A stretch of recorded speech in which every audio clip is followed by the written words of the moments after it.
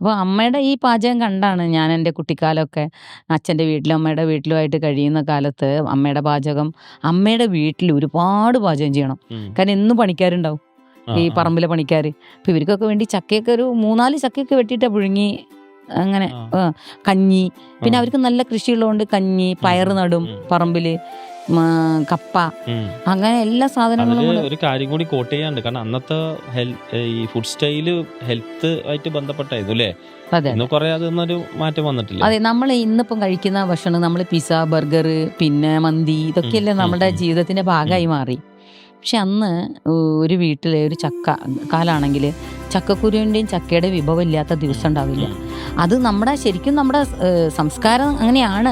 ഓരോ ക്ലൈമറ്റിലും വേണ്ട ഭക്ഷണമാണ് പ്രകൃതി നമുക്ക് തന്നിരിക്കുന്നത്. ഉം. നമ്മളതിനെ അവോയ്ഡ് ചെയ്ത് എന്ന് നമ്മൾ ജീവിക്കാൻ തുടങ്ങിയോ അന്ന് തൊട്ട് നമ്മുടെ നാട്ടിൽ ഹോസ്പിറ്റലുകൾ ഒരുപാട് ഉണ്ടാവാൻ തുടങ്ങിയല്ലേ?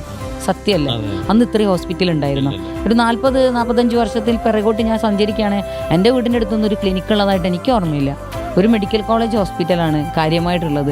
പിന്നെ ഒരു ഗവൺമെൻറ് ഹോസ്പിറ്റലുണ്ട്, മാങ്കാവ് ആശുപത്രി എന്ന് പറയും.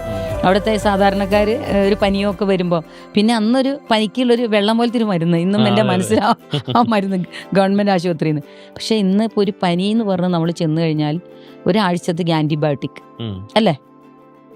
അതില്ലാതെ ഒരു ആൻറ്റിബയോട്ടിക് എന്ന് പരിപാടിയില്ല. കേൾക്കാൻ തുടങ്ങിയിട്ട് ഇപ്പോൾ ഒരു അതെ അതെ 30 വർഷമായിട്ടേ ഉള്ളൂ.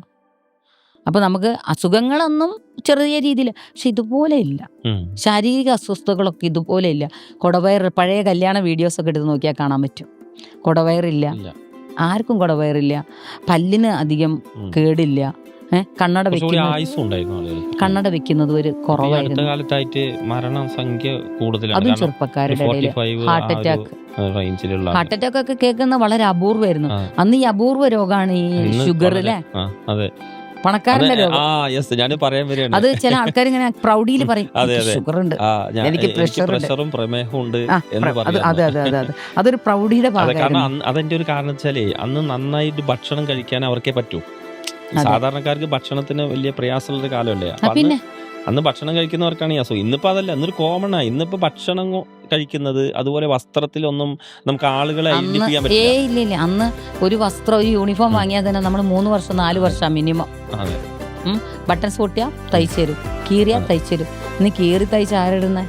ഇന്നൊക്കെ മാറി. ഇന്നിപ്പോ എന്തെങ്കിലും ഒരു ആഘോഷം വന്നാല് അല്ലെങ്കിൽ എപ്പോഴും വസ്ത്രം എടുത്ത് പുതിയ, കാരണം ഹോട്ടലുകൾ, ഇതുപോലെ ക്ലിനിക്ക്, ഡ്രസ്സ് കട, ഇതെല്ലാം ഇഷ്ടം പോലെയാണ്. ഇഷ്ടംപോലെ. അന്നൊരു ചെരുപ്പ് ഒക്കെ പൊട്ടിക്കഴിഞ്ഞാൽ എനിക്ക് എൻ്റെ ഓർമ്മയിൽ വാറ് വാങ്ങിക്കാൻ കിട്ടും. വാറ് നമ്മള് പൊട്ടിയ വാങ്ങിക്കും.